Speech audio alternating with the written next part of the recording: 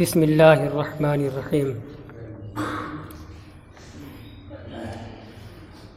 الحمد للہ رب العالمین حمد الشاکرین والصلاة والسلام علی سید المرسلین محمد وعلی آلہ واصحابہ اجمعین اما بعد فقد قال اللہ تبارک وتعالی فی القرآن المجید والفرقان الحمید اعوذ باللہ من الشیطان الرجیم بسم اللہ الرحمن الرحیم ان الذین فرقوا دینہم وکانوا شیعا لست منہم فی شیء انما امرہم الی اللہ ثم ینبئہم بما کانوا یفعلون صدق اللہ العلی العظیم۔ سورہ انعام 159 میں نے آپ کے سامنے خطبے کے بعد پڑھی ہے۔ اللہ پاک فرماتا ہے ان الذین فرقوا دینہم، بے شک وہ لوگ جنہوں نے اپنے دین کو متفرق بنا دیا، وَكَانُوا شِيَعًا اور فرقوں میں بٹ گئے، لست منہم فی شیء ان سے آپ کا کوئی سروکار نہیں، کوئی تعلق نہیں۔ انما امرہم الی اللہ ان کا معاملہ اللہ کے حوالے ہے۔ ثم ینبئہم بما کانوا یفعلون پھر اللہ تعالی انہیں جتلائے گا، بما کانوا یفعلون ان کے کاموں کے بارے میں۔ قرأت سبا بار بار حوالہ آتا ہے، گزرتا ہے، 7 قاری اور 7 قرأت 7 قاری سب برحق ہیں، کسی کا انکار جائز نہیں ہے۔ فرقو نہ پڑھ کر کے حمزہ بن حبیب تیمی کوفی علیہ الرحمہ جو قرأت سبا کے امام ہیں، اور ایک امام علی الکسائی کوفی، ان دونوں حضرات نے فرقو کے بجائے فارقو پڑھا ہے، معنی وہی ہوگا۔ معنی یہ ہے کہ بے شک وہ لوگ جنہوں نے اپنے دین کو متفرق بنا دیا، کیا مطلب؟ تفسیر کر رہے ہیں خرجو من دینہم اپنے دین سے نکل گئے، وترکوہ اور دین کو چھوڑ دیا، جعلوا دین اللہ وہو واحد دین ابراہیم علیہ السلام الحنفیہ ادیانا مختلفہ۔ تفسیر کر رہے ہیں دین کو متفرق بنا دیا یعنی دین ابراہیمی، اس کا نام بھی، ان کے دین کا نام بھی اسلام ہی تھا، اور حضرت ابراہیم علیہ السلام کے دین کا نام جس طریقے سے اسلام ہی تھا، تو ویسے ہی جتنے بھی انبیاء کرام رسولان نظام علیہم الصلاۃ والسلام اس دنیا رنگ و بو میں خدا کے حکم سے آتے گئے، جو پیغام پیش کرتے گئے، دنیا والوں کو جو دین پیش کرتے گئے، وہ سارا دین سارے انبیاء کرام کے وقت میں اسلام ہی رہا ہے جو آج اسلام ہے۔ قوانین کچھ الگ الگ رہے ہیں، اور ان ہر نبی کی شریعت میں کچھ ضابطے، کچھ اصول، یوں کہو کچھ عبادت کے طریقے الگ الگ رہے ہیں، مگر نماز سب میں، روزہ سب میں، حج سب میں، زکوٰۃ سب میں، یعنی تمام شریعتوں میں۔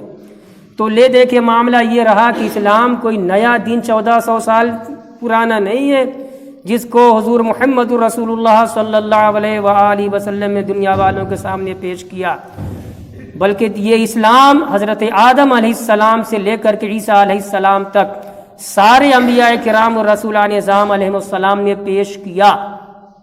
یہ اور ہے کہ یہ اور بات ہے کہ اپنی تکمیلی صورت میں اور اپنے کامل ہونے میں اور A to Z مکمل ہونے میں کہ اب کسی چیز کی اس میں کمی نہیں، وہ پیش کیا ہے اسلام کے نام پر حضور محمد رسول اللہ صلی اللہ علیہ وآلہ وسلم نے۔ تو تفسیر کر رہے ہیں کہ دین کو متفرق بنا دیا یعنی دین ابراہیمی کو، اور دین ابراہیمی واحد ایک ہی دین تھا، اس کو متفرق بنا دیا، ادیانن مختلفہ، مختلف دین بنا ڈالا۔ کیسے مختلف دین بنا ڈالا، ٹولیوں میں بٹ گئے. فتحود قوم وتنصر قوم، تفسیر فرما رہے ہیں ایک قوم عیسائی ہو گئی، ایک قوم یہودی ہو گئی. اس طریقے سے اپنے آپ کو فرقوں میں بانٹ ڈالا.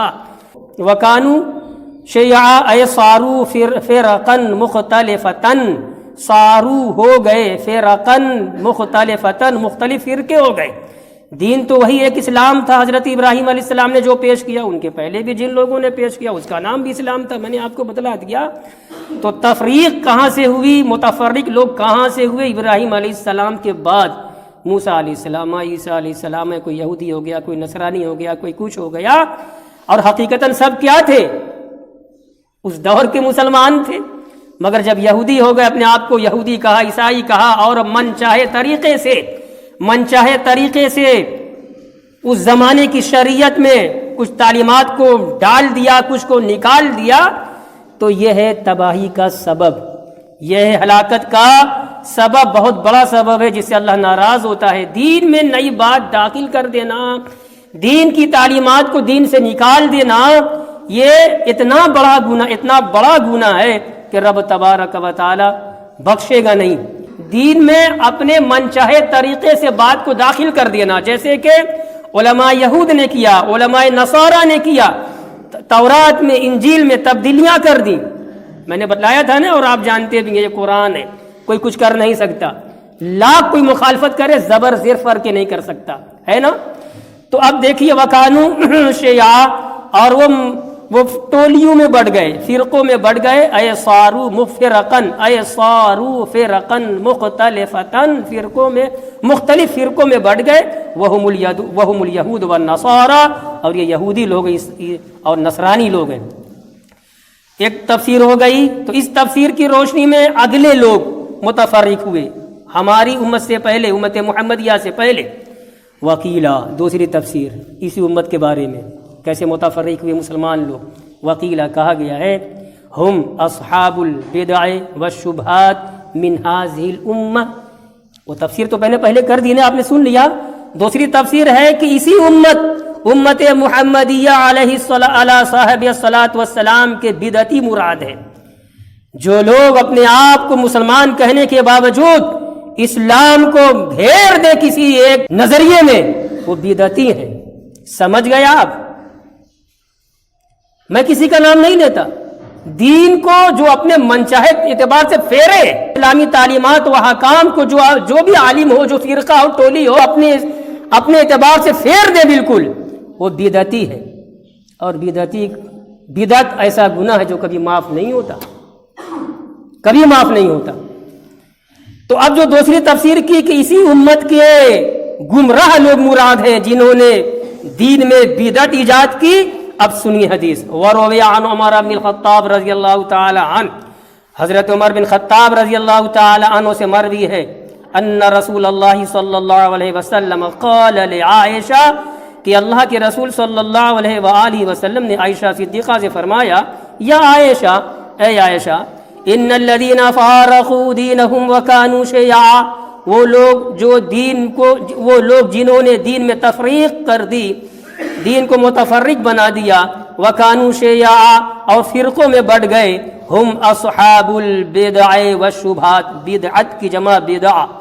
حضور فرماتے ہیں عائشہ وہ کون لوگ ہیں؟ سنو عائشہ، وہ بدعت والے ہیں، بدعتی لوگ ہیں. وشبہات من هذه الامہ، اور اس امت کے وہ لوگ جو دینی احکام و تعلیمات میں شبہات پیدا کرتے رہتے ہیں، اپنی باتوں کو دین کا جز بنا کر کے عوام کے سامنے پیش کرتے ہیں. حدیث مرفوع ہے.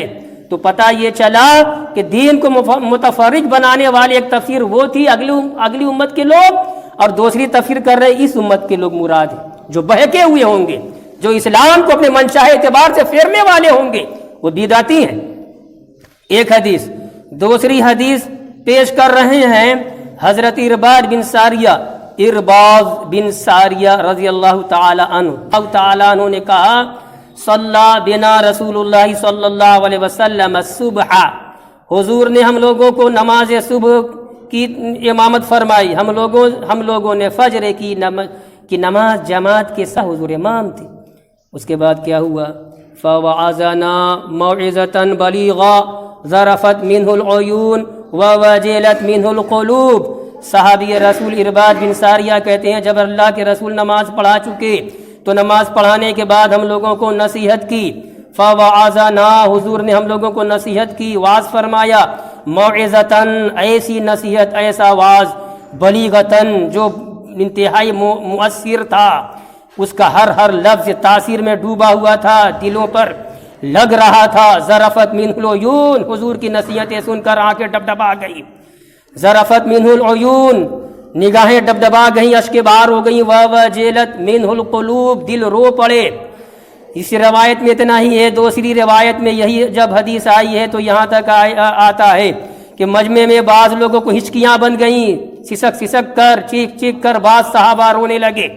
وقال قائل، ایک پوچھنے والے نے پوچھا، ایک کہنے والے نے کہا، یا رسول اللہ کأنہا موعظۃ مودع، یا رسول اللہ آپ تو ایسا واعظ فرما رہے ہیں آج جس طریقے سے ایک رخصت ہونے والا اپنے عزیزوں کو واعظ کہتا ہے اور نصیحت کرتا ہے، اس طریقے سے آپ کی نصیحت لگ رہا ہے کہ آخری خطبہ ہے، آخری نصیحت ہے آپ کی ہمیں، فأوصنا، اور ہمیں وصیت کیجئے اور تاکید کیجئے اور ہمیں سکھلائیے، بتلائیے، نصیحت کیجئے۔ قال رسول اللہ کے رسول صلی اللہ علیہ وسلم نے فرمایا، اوصیکم بتقوی اللہ، میرے صحابہ سنو، میں تمہیں نصیحت کرتا ہوں، میں تمہیں تاکیدی حکم دے رہا ہوں، میں تمہیں وصیت کر رہا ہوں بتقوی اللہ، اللہ کے تقوی کی، اللہ سے ڈرتے رہنا، اللہ کی پکڑ سے ڈرتے رہنا، اللہ کے حکامات پر عمل کرتے رہنا، اللہ کا جو پیغام میں نے پیش کیا ہے ذرہ برابر بال برابر ہٹنے نہ پاؤ، یہ تمہیں اہتمام رکھنا۔ اوصیکم بتقوی اللہ والسمع، میں اللہ کے تقوی کی تمہیں وصیت کرتا ہوں، والسمع، اور وصیت کرتا ہوں کہ امیر وقت، امیر المومنین کی اطاعت و فرما برداری کرنا، والسمع والطاعہ، آگے ہے وَإِن كَانَ عَبْدًا حَبَشِيًّا، اگرچہ وقت کا امیر زمان، امیر المومنین جو جس زمانے میں بھی اسلامی شریعت کا ہو، اگرچہ وہ حبشی غلام ہو پھر بھی تم لوگ اس کی باتوں کو سننا، اگر وہ دین کے مطابق فرمان جاری کر رہا ہے تو۔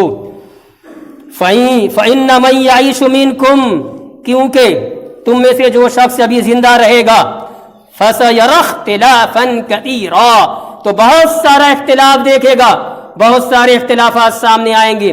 تم کو کرنا کیا ہے؟ تقوی پر قائم رہنا، اللہ سے ڈرتے رہنا، احکامات شرعیہ پر عمل کرتے رہنا، یہی تقوی ہے۔ آگے فَعَلَيْكُمْ بِسُنَّتِي وَسُنَّتِ الْخُلَفَاءِ الرَّاشِدِينَ الْمَهْدِيِّينَ، اور تم اپنے اوپر میری سنت کو، میرے خلفاء راشدین کی سنت کو، طریقے کو لازم پکڑو، میرے وہ خلفاء جو ہدایت یافتہ ہیں، اللہ نے جنہیں ہدایت دی ہے۔ دیکھیے ابھی زمانہ آیا نہیں ہے، دور صدیقی آیا نہیں ہے، دور فاروقی آیا نہیں ہے، عہد عثمانی آیا نہیں ہے، عہد حیدری علوی آیا نہیں ہے، حضور کے بعد یہ اصحاب ہونے والے ہیں، بالترتیب خلفاء رسول ہونے والے ہیں، خلفاء راشدین ہونے والے ہیں، مگر سرکار ایک پیشنگوئی فرما رہے ہیں، آئندہ آنے والے واقعات کی امت کو خبر دے رہے ہیں کہ میرے جو خلفاء راشدین ہوں گے میرے بعد، ان کی سنت کو پکڑے رہنا، ان کے طریقے پر قائم رہنا۔ آگے ہے عزو علیہ بالنواجذ، تو پہلے کیا ہوا؟ فعلیکم بسنتی، اپنے اوپر میری سنت کو لازم پکڑو، وسنت الخلفاء الراشدین المہدیین، اور میرے بعد میرے خلفاء راشدین جو ہدایت یافتہ ہیں ان کے طریقے کو لازم پکڑو۔ عزو علیہ بالنواجذ، اپنے دانتوں سے پکڑ لو مضبوطی کے ساتھ۔ کیا بلاغت ہے حدیث رسول میں! یہ حدیث ہے سنن ابی داؤد کی کتاب السنہ، باب فی لزوم سنہ، سنت کو مضبوطی سے تھام لینے کا بیان میں امام ابو داؤد سجستانی رحمۃ اللہ نے لکھا ہے۔ تو بلاغت کیا ہے؟ حضور فرما رہے عزو، دیکھیے عربی زبان بڑی حساس زبان ہے، اس میں بہت وسعت ہے۔ میں آپ کو سمجھاؤں اس لفظ میں جانے سے پہلے، بس اسی کو صرف تفسیر کروں گا، دوسری آیت نہیں۔ عربی اتنی حساس زبان ہے کہ ہر چیز کا اس میں الگ الگ جو ہے لفظ آتا ہے۔ مثال کے طور پر اردو میں لیجئے گھونسا مارنا، تو گھونسا مارنا جب بھی کہیں گے تو یہ ہوا گھونسا ہوا نا. اردو میں بھی دیکھیے کہا تھپڑ مارنا, ہاتھ کھول دیا, یہ تھپڑ ہوا. ٹھیک ہے, ہماری زبان میں بھی ہے. تو عربی زبان میں بھی اسی فرق ہے, ایسے ہی فرق ہے. کوئی اس سے مارے کسی کو, اس کی عربی دوسری آئے گی. انگلیوں کو بند کر مٹھی بنا لے تو گھونسا اردو میں ہوا, ایسے مارے گا اس کی عربی دوسری آئے گی. ٹھیک, اب کیا آئے گی, اب میں کیا سمجھ, سن لیجیے. لتم یلتمو, لام تو میم, لتم یلتمو کے معنی ہوتا ہے تھپڑ مارنا, انگلیوں کو کھول کر کے ایسے مارنا کسی کو. وکذا یکی سے گھونسا مارنا.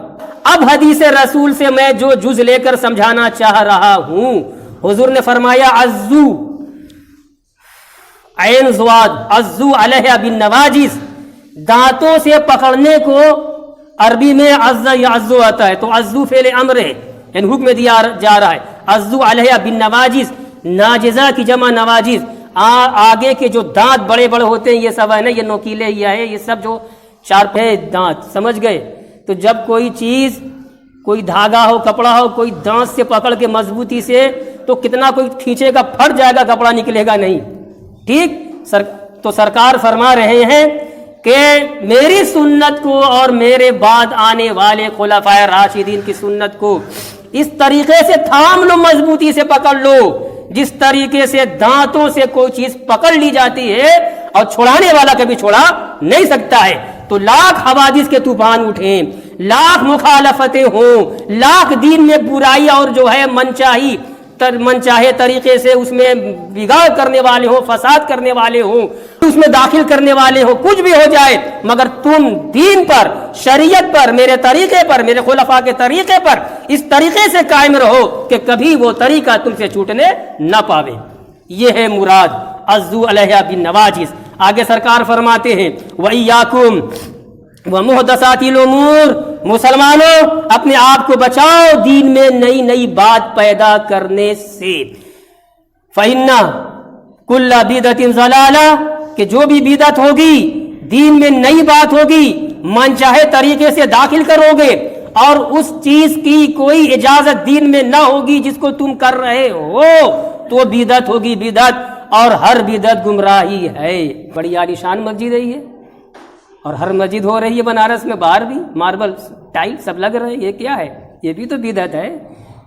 بدعت کی تعریف بہت بہت اہم موضوع چھڑ گئے آج. میں نے کہا اب آگے نہیں بڑھوں گا. سرکار کے عہد میں اور نہ تو سرکار کے عہد میں, نہ تو خلفائے راشدین کے عہد میں, پورے عرب میں کوئی ایسی مسجد نہیں تھی جو ہماری مسجد یہ ہے, یا اگل بغل میں جتنی مسجدیں ہیں عالیشان, کچا فرش تھا مٹی کا, اور چھت کھجور کے بڑے بڑے درختوں کے تنے دھرن, جو ہم کو کہتے ہیں گاٹر, جو جہاں تک آتا تھا وہیں رکھی جاتی تھی. اوپر مٹی تھوڑا سی اوپر جو ہے بڑے بڑے پترے ڈال دیے گئے, درختوں کے پترے یا ایسی جو پٹرے کہیے, اللہ اکبر, اور اس پر مٹی چھڑک دی گئی. بارش کے موسم میں ہر جگہ ٹپ ٹپ ٹپ ٹپ ٹپک رہا ہے, کیچڑ ہو رہا ہے, اسی میں نمازیں ہو رہی ہیں. تو یہ تو بدعت ہے بھائی, یہ تو مسجد بنانا بدعت ہے. کسی مسجد میں منارے نہیں تھے. قرآن جو ہر مسلمان آج پڑھ رہا ہے زبر زیر لگا ہوا ہے, جس کو حرکات کہتے ہیں, زبر زیر پیش تردید لگی ہوئی ہے. جزم کیسے پڑھا جائے, نہیں تھے, سادہ لکھا ہوا تھا. بخاری آج ہے نا, حضور کے زمانے میں نہیں, خلفاء راشدین کے زمانے میں نہیں, کوئی مدرسہ نہیں, سب تو بدعت ہے.